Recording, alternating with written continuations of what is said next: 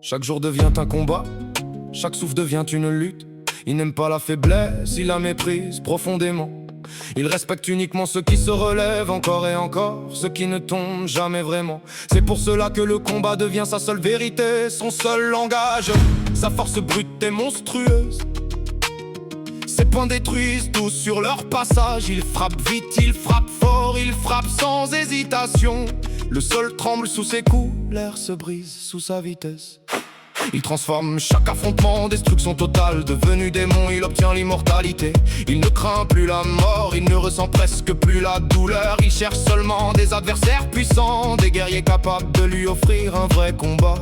Plus l'ennemi est fort, plus il sourit. Il aime le combat pur, sans armes, sans fuite, sans excuse. Il aime les corps qui résistent, les esprits qui refusent de céder. Il considère cela comme la vraie beauté du monde, une beauté violente, une beauté sincère. Dans ses affrontements, il développe une technique basée sur la vitesse extrême et la puissance pure. Chaque coup est précis, chaque mouvement est calculé, mais tout reste basé sur l'instinct. Une rage contrôlée, une force infinie. Face à des guerriers humains, il découvre des adversaires capables de dépasser leurs limites même en étant blessés. Cela le fascine, cela le perturbe, mais il continue de combattre. Toujours plus fort, toujours plus vite. Lors de ses grands combats, notamment contre des piliers puissants, il ressent quelque chose d'étrange, une sensation inconnue, un écho de son passé oublié. Mais il rejette cela. Il frappe encore, il veut rester fidèle à sa nature de combat. Pourtant plus il se bat, plus des fragments de sa vie humaine reviennent. La neige, la faim, les promesses, les visages perdus.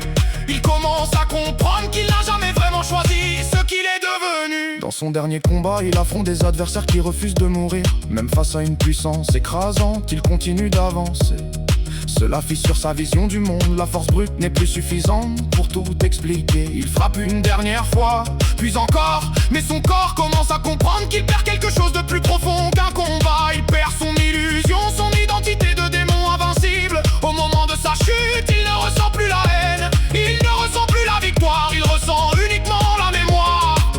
Celle d'un enfant perdu, d'un humain brisé, d'une vie qu'il n'a jamais pu sauver.